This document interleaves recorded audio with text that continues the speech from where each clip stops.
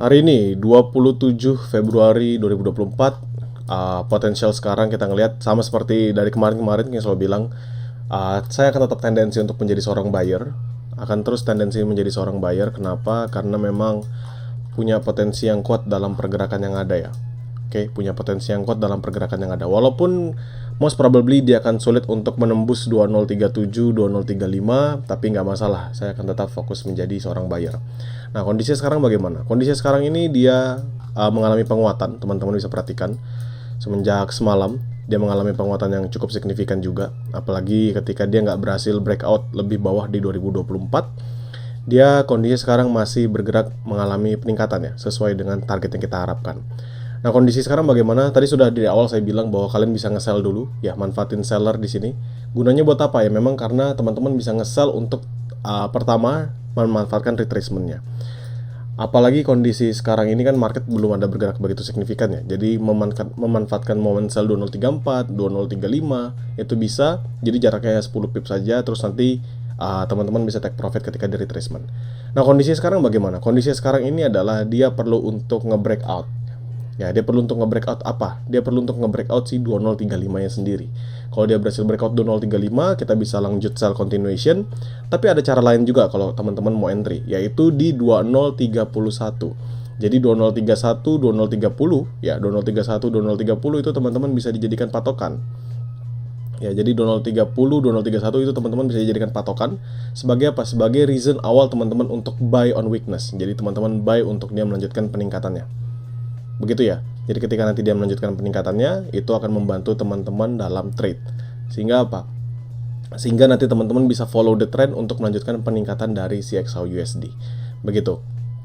Jadi kalau misalnya pandangan hari ini, King punya beberapa zone dan salah satu zone yang cukup high risk ya tadi. Cukup untuk high risk pertama itu adalah zone 2031, 2029 atau 2030, 2028. Lalu untuk zone selanjutnya ya dia di bawah lagi sama yang seperti kemarin 2024, 2022. Begitu ya.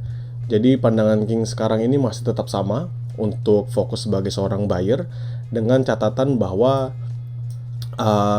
menurunkan ekspektasi. Jadi menurunkan ekspektasi. Yang sebelumnya kan kita masih bisa makan buy medium risk itu atau bisa anggap low risk di area 2024. Tapi kondisi sekarang masih cukup tertekan, jadi kita tetap menunggu sampai nanti momen di hari Rabu malam sampai Jumat. Karena King sudah bilang kemarin, Senin sampai Rabu sore itu kita nggak ada begitu banyak masalah gitu ya. Kita nggak ada gitu banyak masalah dari pergerakan XAUUSD. Yang banyak masalah tuh kapan? Yang banyak masalah tuh nanti di Rabu malam sampai ke hari Jumat, karena newsnya full di situ teman-teman sekalian. Malam ini nanti ada core durable goods order, ini juga cukup signifikan. Kita perlu perhatikan juga pergerakannya dengan CB consumer confidence. Jadi jangan khawatir, tetap akan King bantu buat teman-teman sekalian. Nanti kita akan trade bersama lagi dan King akan update terus di dalam grup. Tapi kondisi sekarang King masih tendensi untuk sebagai seorang buyer, dan kedepannya tetap akan bertahan sebagai seorang buyer sampai dia nge-break pergerakan bullishnya. Sampai dia nge-break pergerakan bullishnya. Sebenarnya semalam tuh hampir dia breakout pergerakan bullishnya ya. Teman-teman bisa ngeliat, tapi King anggap itu dia sebagai liquidity grab saja. Jadi kalau ditarik seperti ini kan kesannya masih jauh. Masih kemungkinan besar dia akan terus mengalami peningkatan. Tapi karena King tariknya dari yang sama seperti ini, jadi ada beberapa momen dia berusaha nge-breakout. So, kondisi sekarang King tetap tunggu saja pergerakannya.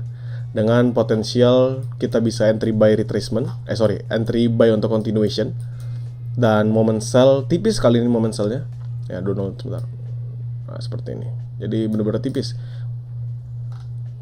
Sehingga nanti kita akan melihat kenapa King akan milih buy untuk fokus ke depannya, karena buy lebih kuat teman-teman sekalian.